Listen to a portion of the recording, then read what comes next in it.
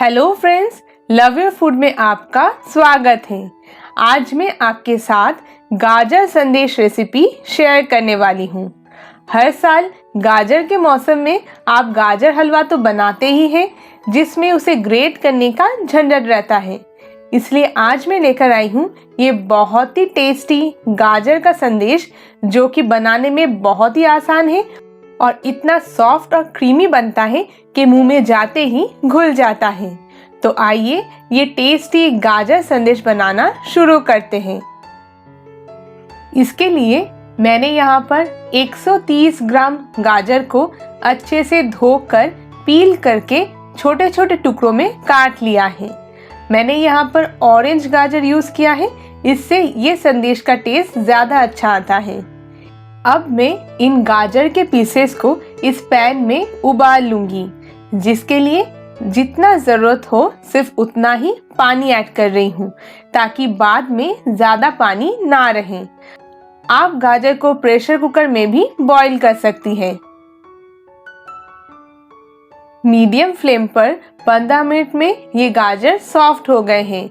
अब मैं इसे पूरी तरीके से स्ट्रेन कर लूँगी, ताकि इसमें बिल्कुल भी एक्स्ट्रा पानी ना रहे। इस पानी को आप किसी ग्रेवी में यूज़ कर सकती हैं। जब ये गाजर पूरा ठंडा हो जाए, तब इसे एक ब्लेंडिंग जार में डालकर मैं इसका एक स्मूथ पेस्ट बना लूँगी। नेक्स्ट मैंने यहाँ पर 1 कप गाय के दूध का ताज़ा छेना ले लिया है। मिठाई के लिए कैसे सॉफ्ट छेना आप बना सकती हैं, उसका एक डिटेल्ड वीडियो मैंने अपने चैनल पर अपलोड किया है, जिसका लिंक मैं वीडियो डिस्क्रिप्शन में दे दूंगी। आप उसे ज़रूर देखें। ये छेना कितना सॉफ्ट बना है आप देख ही सकते हैं। अब मैं इसे अच्छे से मैश करके इसमें मैंने जो गाजर का पेस्ट बनाकर रखा है वो ऐड कर दूंगी।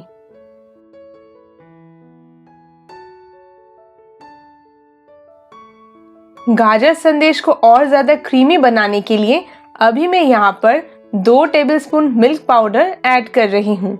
इसके जगह पर आप मिल्क वाइटनर भी दे सकते हैं, या फिर इस स्टेप को टोटली स्किप भी कर सकते हैं, ये ऑप्शनल है। अब मैं इन सारे इंग्रेडिएंट्स को अच्छे से मैश करके मिक्स करूँगी, ताकि इसमें कोई भी लम्स ना रहे। तो गाजर और छेना का स्मूथ मिक्सचर तैयार हो चुका है।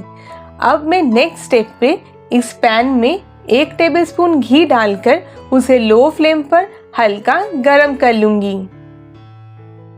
फिर मैं इसमें फ्लेवर के लिए 1 इलायची डालकर उसे कुछ सेकेंड्स के लिए भून लूंगी। आप वीडियो में देख ही रहे होंगे, घी का टेम्परेचर एकदम ही कम है। तो अब मैं इसमें गाजर और छेना का मिक्सचर डाल दूंगी और इसे लो फ्लेम पर अच्छे से भून लूंगी। इसे मैं तब तक भूनूंगी जब तक इसमें से सारा मॉइस्चर ड्राई ना हो जाए और इसका कलर थोड़ा चेंज ना हो जाए। इसे आपको लगातार मिक्स करते रहना होगा, वरना छेना पैन में चिपक कर जल सकता है। लो फ्लेम पर घी में इस मिक्सचर को पकाने से इसमें घी का फ्लेवर अच्छे से आता है। घी को अगर आप तेज फ्लेम पर पकाएंगे तो उसका फ्लेवर और स्मेल दोनों ही खत्म हो जाता है। 5 मिनट मिक्सचर को कुक करने के बाद ये अभी ड्राई हो गया है। तो अब मैं इसमें मिठास के लिए 1/2 कप चीनी ऐड कर रही हूँ। अगर आप मीठा थोड़ा ज़्यादा खाते हैं तो आप और 2 टेबलस्पून चीनी ऐड करें। साथ में इसे और ज़्यादा कलरफुल बनाने के लिए मैंने 1 पिंच ऑरेंज फूड कलर को 1 टीस्पून पानी में घोलकर ऐड कर दिया है। ये ऑप्शनल है। कलर के बिना भी ये मिठाई बहुत ही ज़्यादा अच्छी दिखती है। अब बस फिर से हमें इस मिक्सचर को तब तक भूनना है जब तक ये थोड़ा गाढ़ा ना हो जाए। चीनी के वजह से ये मिक्सचर फिर से थोड़ा पतला हो जाता है, जिसे आप लो टू मीडियम फ्लेम पर लगातार मिक्स करते हुए अगर 10 मिनट भूनेंगे तो आप देखेंगे कि ये मिक्सचर पैन को छोड़ने लगेगा, क्योंकि इसमें जो एक्स्ट्रा मॉइस्चर ऐड हुआ है वो ड्राई हो जाएगा, जैसे कि आप इस वीडियो क्लिप में देख रहे हैं। तो ये मिक्सचर बिल्कुल तैयार हो चुका है। अब मैं गैस को बंद करके इसे हल्का ठंडा कर लूंगी। मिक्सचर हल्का गर्म रहते हुए ही आपको सारे संदेश शेप कर लेना होगा। मैंने यहाँ पर थोड़ा सा मिक्सचर लेकर उसे हाथों में पहले गोल कर लिया है, फिर उसके बीच में थोड़ा प्रेस करके एक डेंट बना लिया है, जैसे कि हम पेड़े में बनाते हैं। और अब मैं इसे एक पिस्ते के पीस से गार्निश कर दूंगी। आप यहाँ पर केसर या फिर गुलाब की पंखुड़ियाँ भी दे सकते हैं, या फिर कोई भी और dry fruits.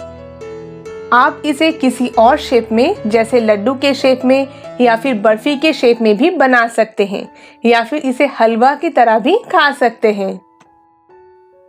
10-15 minute room temperature पर रखने से ही ये ठंडा होकर सेट हो जाता है।